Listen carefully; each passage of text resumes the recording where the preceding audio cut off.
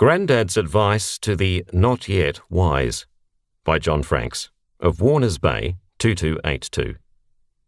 Narrated by David Tredinnick. Last Christmas, I had a conversation over a tinny or two with my granddad on the topic of New Year resolutions.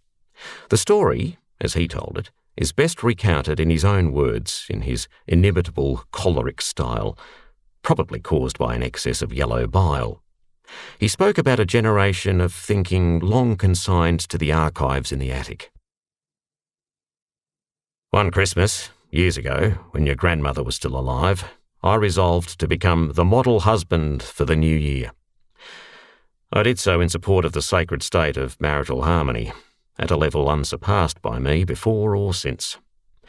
Attitudes were different then, especially those of the chauvinistic persuasion of which I was formerly a paid-up, card-carrying member. To be honest, this reversal of form didn't start well. I began coming home from a hard day's work as a barstool tester in an extensive list of local watering holes.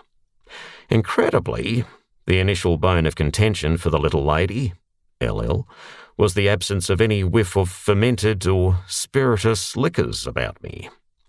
Astounding as it may seem, the LL became riven with suspicion, and such loss of trust between husband and wife does not contribute to connubial bliss. The downward trend continued when I started bathing each night, exacerbating the situation by failing to leave a trail of socks, underwear, soiled work clothes, etc., lying wherever I dropped them. Then the LL started casting distrustful sidelong glances across the dinner table. On one occasion, she rushed from the room in tears when I offered to do the washing up.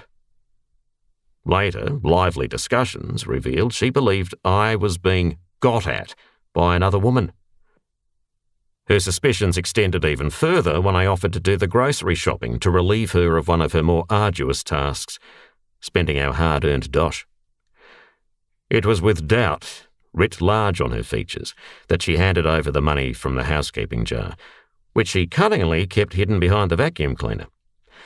Despite a furtive glance at the clock, she resisted any comment regarding the fact that the pub wouldn't be open for another hour.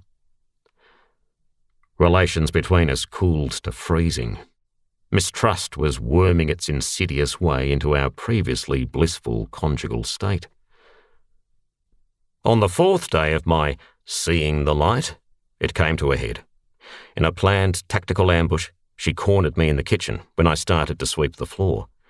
In a surprisingly swift manoeuvre, she snatched the broom and, holding it in a menacing fashion, totally inimical to a loving wife, submitted me to an intimidating interrogation.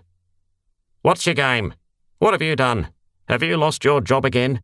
Did you lose the rent money? Or worse, lose it on another tip from one of your dozy mates? Come on, out with it." My protestations failed to convince her of my innocence. She began to recount several of my petty misdemeanours which had resulted in meals reduced to bread and dripping and threats from electricity and gas companies to cut off supply. Her venomous tone on this occasion suggested more than gas and electricity might be cut off. Days passed in a surly and suspicious atmosphere. The LL increased her surveillance of my every move, casting suspicion over what should have been a new beginning for the new year. For the first time since the bliss-filled days following our marriage, meals were eaten while the food was still hot. Raised voices and terse words were a thing of the past as orderliness descended on the household. Cracks started to appear on Boxing Day. The LL decided to take advantage of our newfound domestic harmony by inviting her family to lunch. What greater provocation can a man endure than sitting down with his in-laws on Boxing Day? It's the day on which he can relax in his favourite armchair in front of the telly and watch a smorgasbord of sporting events displayed for his delight, enhanced by a refreshing ale every half hour or so. Un-Australian as it may sound, there are some culturally ignorant citizens who are so unpatriotic as to spurn Test cricket, the start of the Sydney to Hobart yacht race, and whatever tennis match is taking place on centre court. Worse, they abjure consumption of any form of alcoholic beverage, even a shandy on a hot summer's day. And my in-laws were such people. Teetotalers. The strain of holding a fixed smile while they discussed whether their hydrangeas were blooming blue or pink this year. The spiritualism attached to butterflies.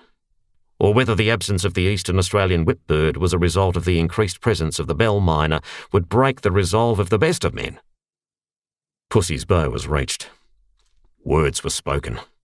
Our house began to resume normal operations, although on a somewhat reduced scale. Her "what's he up to" look gradually faded. Occasionally, humming of some popular tune or other was heard. Even the sporadic smile emerged.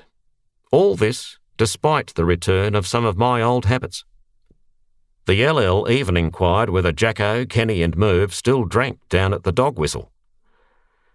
Finally, the title of the model husband was relegated to the outhouse. At this point, Grandad took a breather, rested a gnarled hand on my shoulder, and gave me a stern look. Now, here's the point, lad.